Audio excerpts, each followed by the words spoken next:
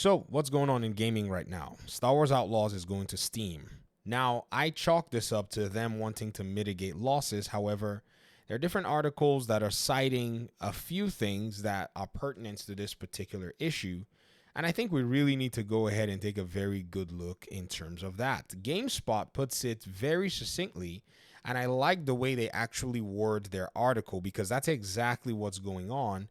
It's a paradigm shift, a business model change that you're seeing. It says Ubisoft reverses its Steam policy, will launch new games there on day one. After years of criticizing Steam's business model, Ubisoft makes a U-turn and will bring its games back on the first day of release. I played Tom Clancy's The Division on PC on Uplay. That's usually where we play it anyways. If you're going to play it, just play it there. And I remember the Steam version came later on. In my previous video, I think I made a mistake saying that it stayed on Ubisoft's platform exclusively, but I think it also launched on Epic Games at the same time. The criticism Ubisoft had for Steam's model was the 30% versus Epic Games' 18%. And I think that was it. But Steam is blameless to the customer, so Ubisoft is now learning a lesson in serving the customer. If you notice, their whole paradigm and their stance on bringing new DLCs, meaty content, is now for us to be able to give you, the customer, the thing that we know will make you happy. Why? Because stonks are going down. You see, I've been talking about this whole stuff that green is the way you can kind of, in a sense, dissect all of these companies. When you look at it and you narrow it down and you distill it to its finest, or I would say its most simple form, the money is why they're here. Line must go up. When line does not go up, all other considerations become secondary. Like, after all the talk about Yasuke and all that stuff, the CEO of, Ubisoft is coming out to talk about, oh, we recognize the polarized conversations. Well, we have no agenda. When all this while, because there was line going up while agenda was being pushed, nobody said anything. But now the line's going down. Everybody wants to hide agenda behind them, like a kid that got their candy, stole candy, and then they got nabbed. And everyone's like, what are you doing? What do you have in your hand? That's pretty much what's going on right now.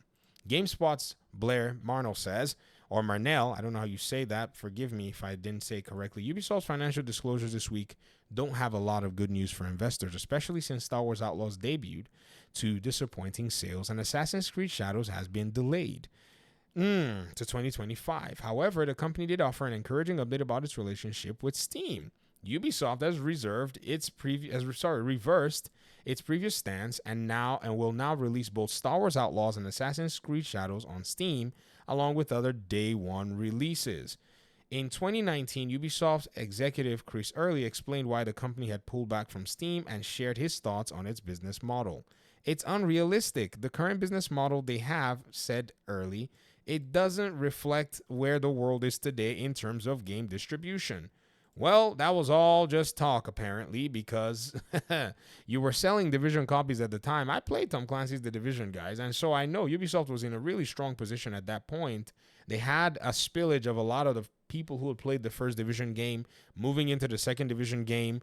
Then following, that was the sit-at-home thing and the sickness that happened in the world, and their games were selling like hotcakes. They dropped, by some circumstance, a ton of games that period, and they were doing very well for themselves. Now, the funny thing is, even before they reversed the policy, they actually waited for their games to eventually get old, and then they brought them back to Steam, which was kind of weird at the end of the day. But, I guess that was always their policy, reserve the heavier sales for the Uplay platform, and then eventually come down to Steam when the well is almost dry.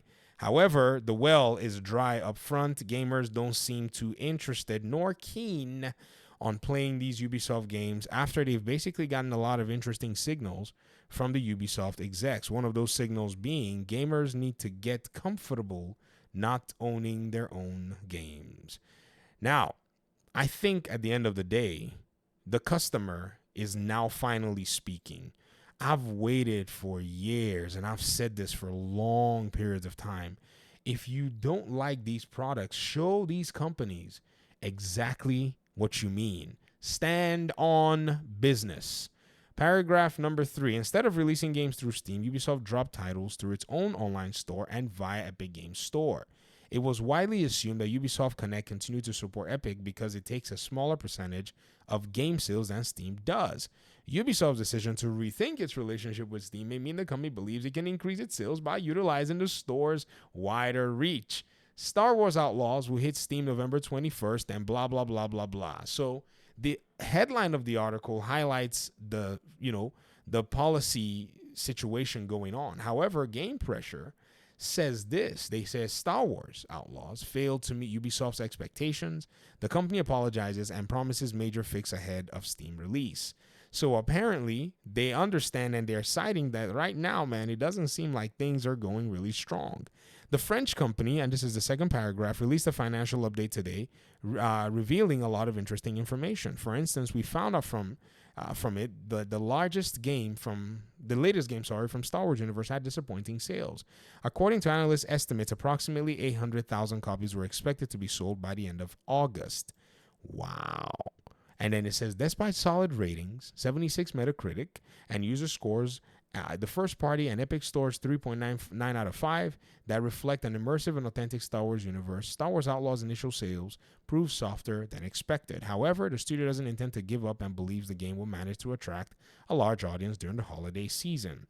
I think what these companies have, stayed comfortable with is, as I saw today in a report, somebody had the opportunity to interview a few Ubisoft developers, and these Ubisoft developers said it seems like these companies got really comfortable with just making their money from, in quote, casual gamers. And there's a huge proportion of people. Let me put it this way: there's a huge proportion of gamers who do not care about what we talk about on YouTube, nor do they care about what we're talking about on the internet. However, the economy is in a very strange place. This is not the economy pre-2020. The economy pre-2020 and the 2020 time had a lot of money in it that was actually expendable income from individuals around. That's just regular people. However, now, for you to get somebody's money, you really got to work for it. And seeing, all the stuff that's going on in the industry is just so funny because a lot of these executives are just straight up out of touch, to be very honest. I made a video about the Sean Layden's comments that he made about Ghost of Yote. Instead of that guy to just, enjoy his retirement, he's trying to throw Sucker Punch under the bus. And honestly, man, I'm going to make more videos about it because those guys are just straight up cinematics and, nerds of Kurosawa's work. And for the most part, their game is under threat because gamers are starting to see their game as one of the games they've piled into a category, like the Star Wars Outlaws game and the Assassin's Creed games. And this may prove an adverse effect to those developers if these execs go out there and bleed, crap out of their their keyboards. I guess I should put it that way. But seeing Ubisoft actually be in this position to actually reverse its policy and move its game to Steam is one of trying to mitigate as much loss as they possibly can. They're trying to leverage the holiday spirits, which possibly means the game is going to be on sale at that time, just to be able to get some more sales in. And this is how they function. They're basically working on thin margins and pretty much leveraging the goodwill of people who may not necessarily know what's been going on in the companies to stay afloat. However, not only are those numbers, starting to dwindle, there are other quality titles that are actually coming on the scene. You see, the world we live in today, let me show you guys the irony of the world we live in today, and I'm going to get out of your hair, is a world where a Star Wars game cannot pull a decent amount of sales. Yet, a game from the East where animals are beating each other with a stick has sold 20 million copies.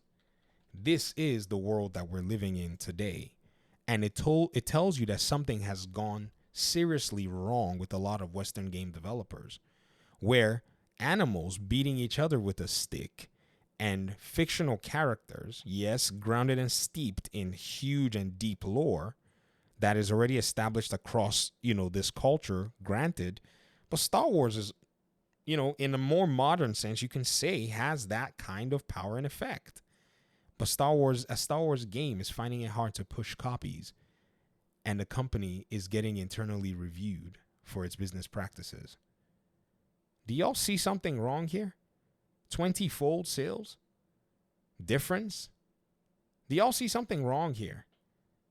It could be one of many things. However, I think it's many things that would have actually all come together to put this company in a position where a game like Black Myth Wukong is going to smoke them. well, sorry, is going to, has already smoked them. I meant to say the sequel of Black Myth Wukong will smoke them because the game already has a lot of goodwill. We didn't bother about the performance issues. I mean, I have performance issues, but just because I can play it on one of my builds, but still I was like, yeah, I'm gonna support this game. Game looks great. It's an Unreal Engine game, you know, developers that are making, you know, they're somewhat new to the AAA rodeo. Ubisoft, I don't know, man. Keep working. You might be able to make a comeback. But for now, this one's rough. Thanks for watching. Peace out.